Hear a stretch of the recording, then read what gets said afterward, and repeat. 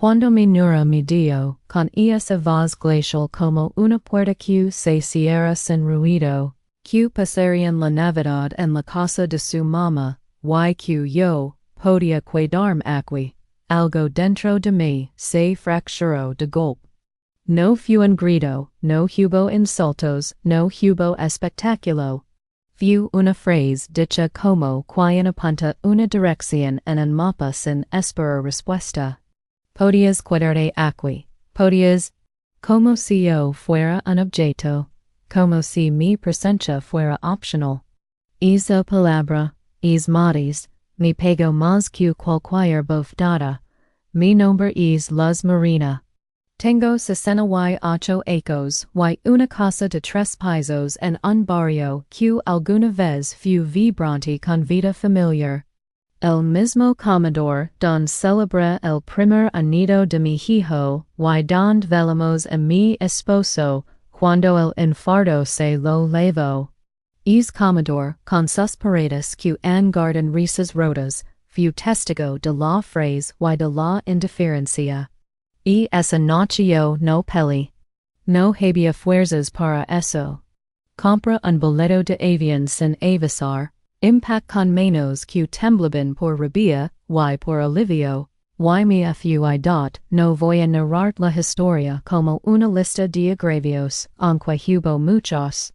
Tampoco como una biografía de rencores acumulados.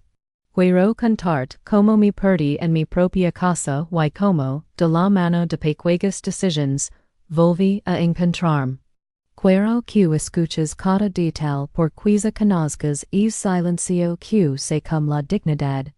O quizá estás a punto de descubrir que todavía puedes reclamar la tuya. Todo empezó cuando.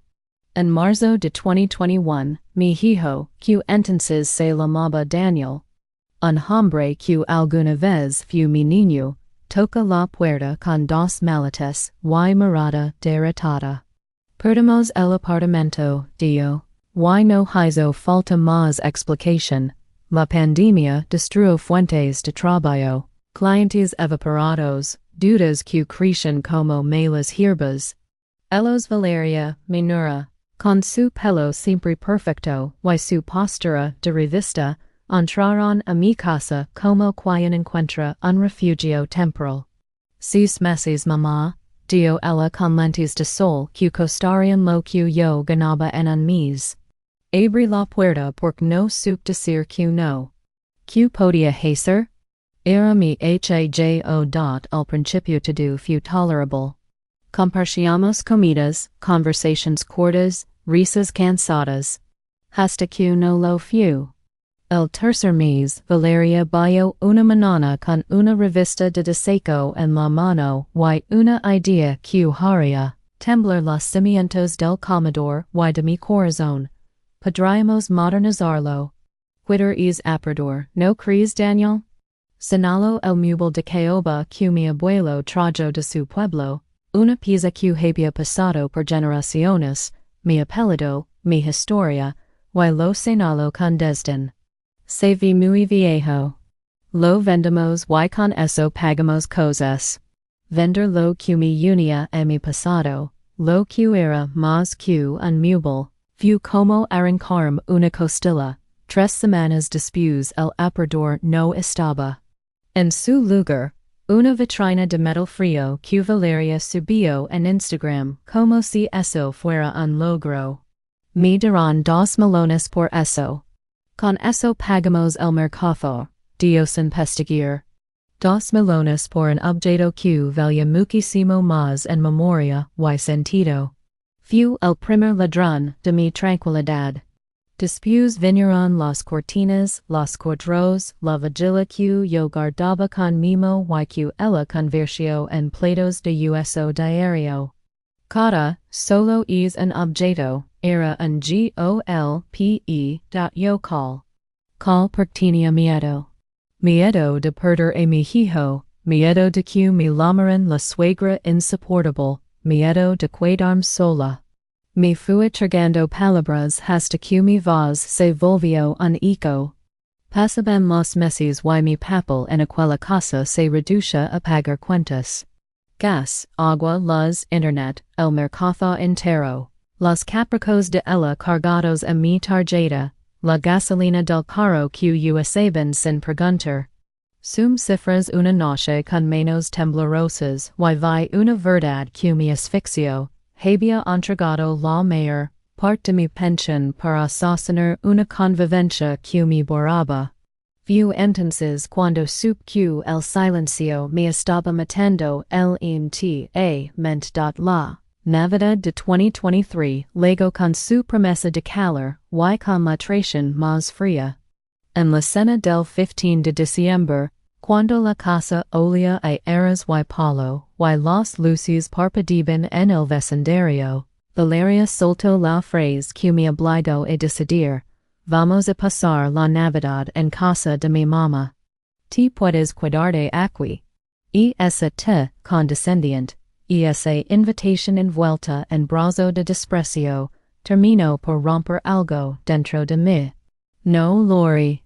No me desplome. Compra un boleto y esa misma noche, a las once, rumbo a San Miguel de Allende, sin avisar, sin permiso. View la primera decisión en ecos que tom solo para mí, no sabría decir por que elegí San Miguel. Tal vez por la luz, por el rumor de calles antiguas, por una amiga que siempre guardo un hueco para mí. La noche que compré el boleto sería el portátil con una calma que era más aterradora que el llanto. Era la calma de alguien que ha cruzado una línea. Guardo comprobante en mi correo, y me dormí pensando que, si volvía, no iba a ser la misma. Ligue a San Miguel en la mañana del 24 de diciembre, y el pueblo me recibió con sus fachadas pintadas de colors, aromas a canela, y pan recién horneado. Carmen, mi amiga de la universidad, me esperaba con una taza de chocolate caliente, y una paciencia que me desarmó. Te lo dije, Luz, cuando despiertas, las cosas empiezan a moverse, me dio mientras me abrazaba. Y esa frase fue la lave que abrió algo en mí. Y esa noche, en la cena que Carmen preparó, conocí a Héctor. No fue un flechazo juvenil. Fue otra cosa, la sensación de que alguien me miraba sin esperar que yo fuera invisible. Alto canoso, con los ojos tranquilos de quien ha conocido perdidos, y sabe reconocer a quienes han sufrido. Hablamos de libros, de muertes, de pequeñas rebeliones cotidianas. En una terraza iluminada por faroles, alguien tomó una foto de los dos sonriendo. Una imagen simple que, días después, detonaría una tormenta. Carmen publicó la foto en redes, como prueba de que yo había vuelto a sonreír. No pense en consecuencias. No lo hice con malicia. Lo hice con la honestidad de quien se permite vivir. Pero, la fotografía llegó a las manos de mi hijo a las 9:30 de la mañana del día de Navidad, y lo que siguió fue una lluvia de llamadas, mensajes y tonos que vibraban como lanzas. ¿Quién es hombre? Preguntó Daniel. ¿Dónde estás? ¿Por qué no nos lo dijiste? Los mensajes fueron desde la confusión hasta el reproche violento. Valeria envió audios que olían a vergüenza y rabia. Mi teléfono no paró. Contest cuando pude. Le dije, estoy en San Miguel con Carmen. Héctor es un amigo. La voz de Valeria, ahora en altavoz, como la mata con reproches que parecen justificar su posición sobre mi vida. Usted no puede hacer esas cosas a nuestra familia, dijo. Y aquí sucedió lo más curioso, algo, no enojo, no dolor, se transformó en claridad. Porque yo tenía que pedirles permiso para tener una vida. Porque me miraban como si fuera un riesgo para su reputación. Les dije sus reproches y corte. Fue la primera vez en ecos que sentí que existía por mí misma y no por el consentimiento ajeno. lo que vino después fue un descubrimiento brutal. Una llamada de un abogado me dejó sin aire, mi hijo había asistido a preguntar por mi testamento. Fue un puñetazo. La confusión en la voz de Daniel se transformó en culpa cuando le pedí que me explicara. Me dijo que fue Valeria quien insistió. Es que debemos estar preparados, fue su argumento. ¿Preparados para qué? La pregunta. Y fue entonces cuando entendí. Esa llamada no era curiosidad inocente, era estrategia. Ellos planeaban asegurar un futuro en mi casa, sin respetar mi voluntad en San Miguel. Mientras los calles olían a noche buena y los músicos pasaban con sus guitarras, yo me puse a pensar con un frío calculador que no era un rencor sino protección. Es lo que muchas mujeres antes de mí no pudieron, reunir pruebas. Guard extractos de cuentas, comprobantes de transferencias, capturas de pantalla, donde se vea cuánto había aportado yo en los últimos 3 años. Por aquí pasan meros que asustan, gastos, pagos, ayuda prestada sin retorno. Me di cuenta de que mis lágrimas y mi compostura habían sido la moneda con la que algunos compraban su comodidad tambi y acute en la mi a Carmen y la contitud. Ella no vacilo, ven, cuide conmigo, aquí te cuidamos, y me cuidarán. Me darán abrigo cuando yo había estado fría por tanto tiempo. Me escucharon sin juzgar y sin soluciones apresuradas. Además sin proponérselo. Ese foto en la terraza fue un choque que despertó lo que muchos vecinos ya sabían en secreto. Que había una anciana que había dejado de existir para su propia familia. Los me gusta y comentarios en Facebook fueron la prueba pública de que yo podía sonreír y de que, por primera vez después de años, alguien salía a mi favor. El teléfono sonó y esa tarde con una voz distinta, el licenciado Camacho. Su hijo estuvo preguntando por su testamento, me alertó. Y de pronto, el rompecabezas cobró sentido, habían ido a husmear, a tantear la posición de lo que yo había construido con décadas de trabajo. No se trataba solo de orgullo.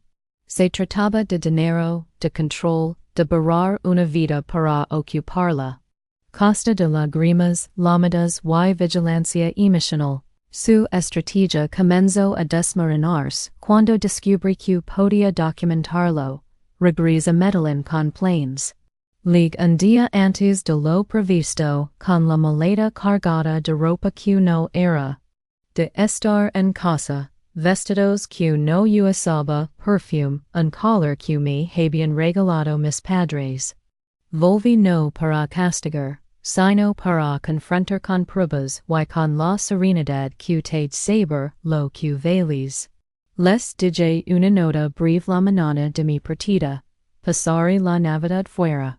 Que la pon bien, no demás explications. Fue la primera vez que actúo como si mi vida me perteneciera sin deber nada. La reunión con el abogado fue una escena elocuente. Entramos los 3, yo, Daniel, y Valeria. Él con su elegancia de abogado, ella con su sonrisa calculada.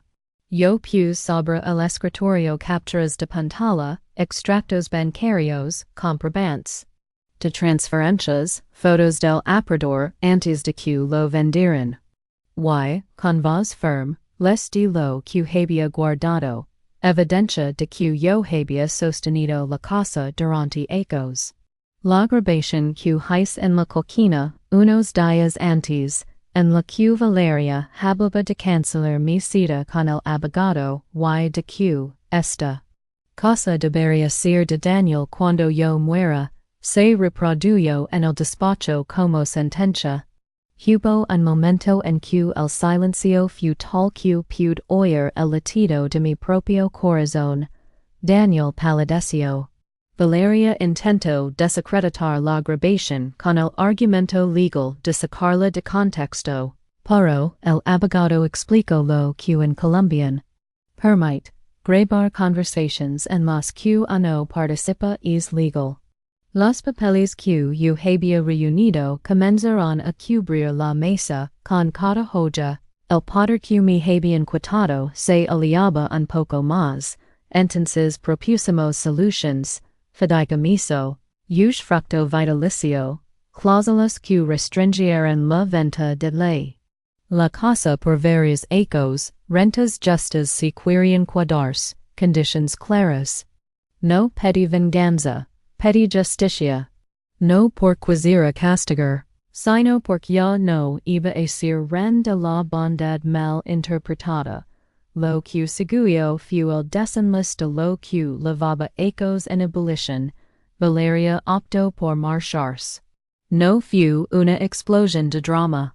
Fue una salida con notas de hostilidad, pero también con la claridad de que no podía, o no quería, sobrevivir en un entorno donde sus reglas no eran absolutas. Daniel Loro pidió perdón con palabras que sonaban sinceras. Se compromiso a cambiar, a pagar renta si se pueden, a establecer límites. Fue un proceso lento, no fue mágico. Pero hubo una vez que me sorprendió, dio que iba a mudarse a apartamento propio para aprender a valerse por sí mismo. Me agarró la mano y, por primera vez en muchos ecos, no sentí que debía explicarme. Sentí solo alivio y amor la vida seguio. Las rutinas no se arreglan con un papel firmado, pero las heridas se comienzan a sanar cuando quienes hicieron daño reconocen su responsabilidad. Hicimos un nuevo arreglo, firmas en el notario, contratos. Medidas que blindaron lo que era mío sin despejar a nadie de su dignidad. Les ofrecí la oportunidad de quedarse bajo conditions y, si no lo aceptaban, tendrían 30 días para irse. Daniel escogió quedarse y aprender. Valeria escogió irse y, aunque me dolió su desprecio, su salida fue también la liberación de una atmósfera tóxica. Pero la vida, y ese que siempre da y quita, no se contentó con resoluciones legales.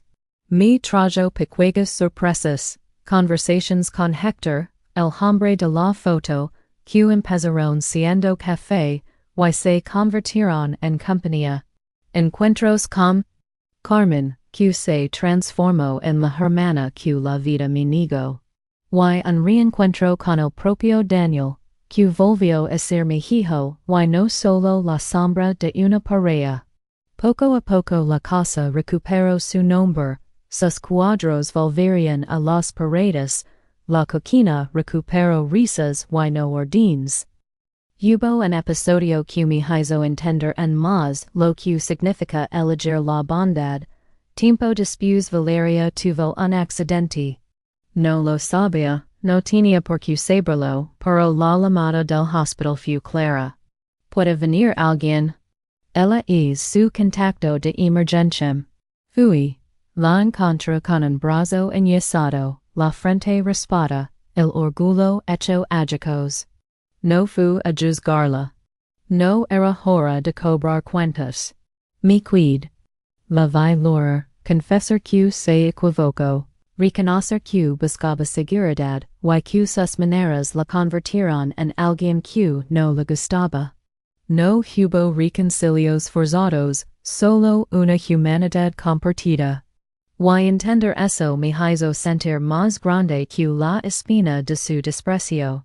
Con el tiempo, la casa se transformó en lo que siempre debió ser, un hogar don las reglas se discutían con respeto, don los límites se ponían con amor y don las personas podían ser quienes eran sin lastimar a los demás.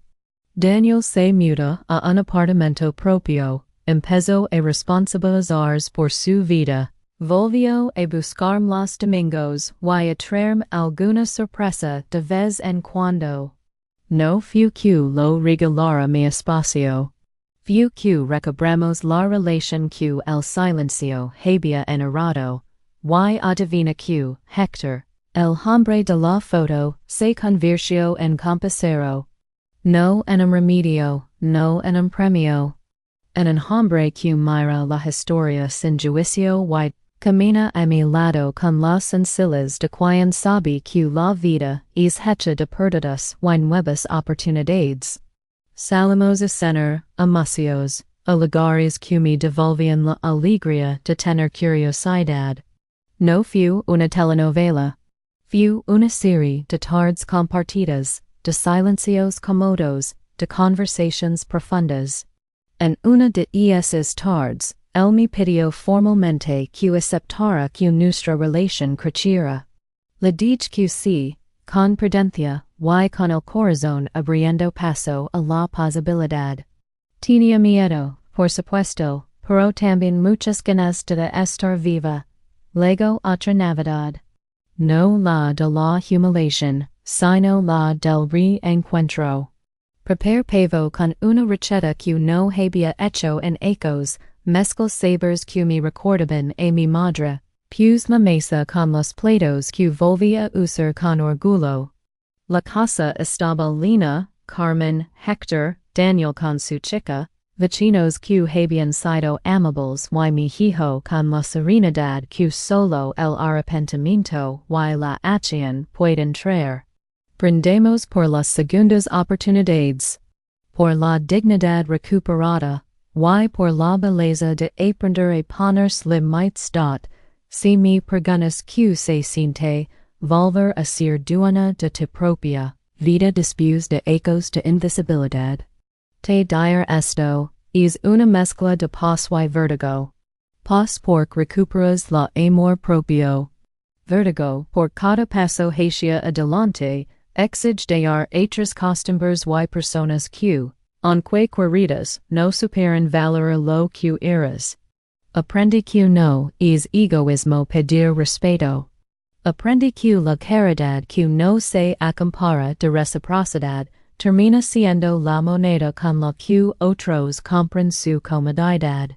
Aprendí que las pruebas, por duras que sean, se convierten en munición para defender lo que te pertenece. No me volví amargada. No busco venganza. Simplemente me redescubrí.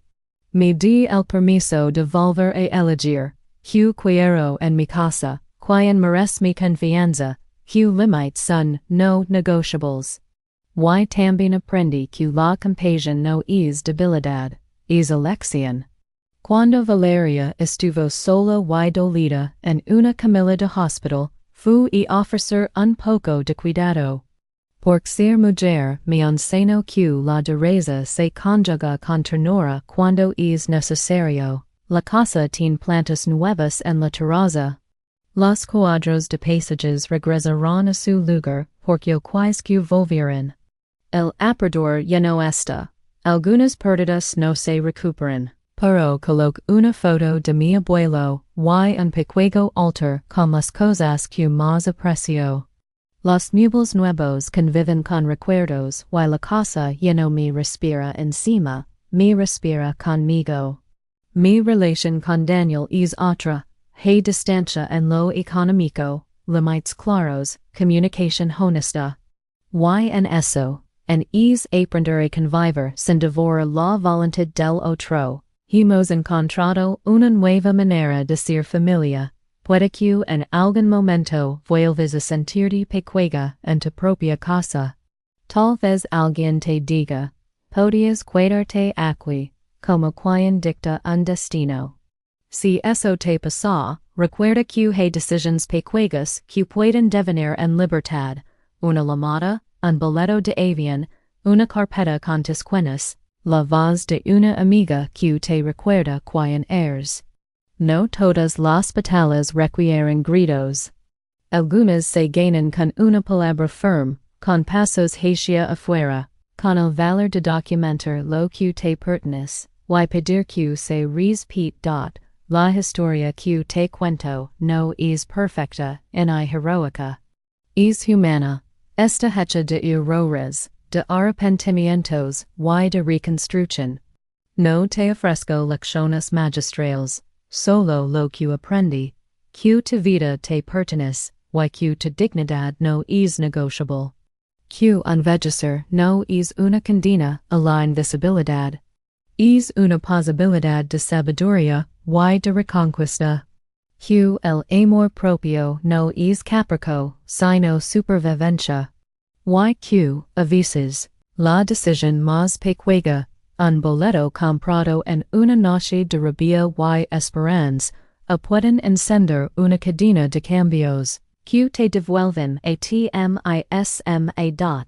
Si esta historia te llegó al corazón. Si en ella reconoces algo de tu vida, que te sirva como un pequeño recordatorio, hay tiempo para decir basta, para poner límites, para buscar apoyo y para construir una vida que merezca ser vivida en tus términos. Nadie tiene derecho a berardi. Nadie, yo me llamo Luz Marina. Tengo 68 años. En la última Navidad aprendí a cuidarme. Aprendí que el silencio puede esconder la cobardía de otros y que la voz, aun temblando, es un arma cuando se usa con verdad. Aprendí que ser mayor no te quita la facultad de amar ni de equivocarte. Te da el derecho a decidir con menos miedo. Y hoy, cuando me miro al espejo, veo a una mujer con arrugas que cuentan historias. Con menos que han trabajado y que ahora sostienen con firmeza lo que le pertenece, su casa, su dignidad, su derecho a ser feliz. Si algo de todo esto te resuena, no lo guardes en silencio. Comparte nombre y tu ciudad si te apetece escribe, grita si lo necesitas. Recuerda. Las historias que rompen el silencio siempre encuentran otras historias y, al hacerlo, cambian vidas. Aquí estoy, hablando desde la mía, porque a veces la liberación empieza con un boleto de avión, con una llamada a una amiga, con una grabación que documenta la verdad, o simplemente con la decisión de no aceptar más humiliaciones. Mi historia no es un final tirado. Es un mapa con caminos para quien quiera recuperar su voz.